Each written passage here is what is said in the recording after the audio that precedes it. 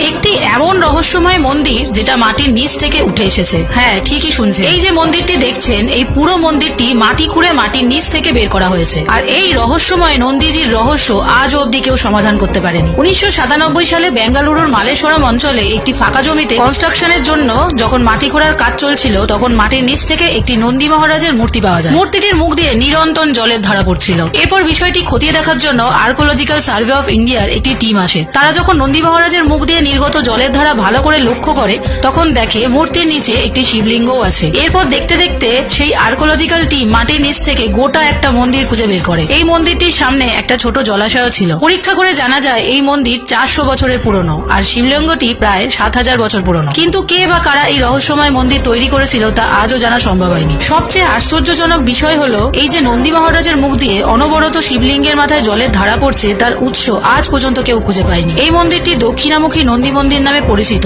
যার ব্যাখ্যা আজও বিজ্ঞানীরা দিতে পারেন।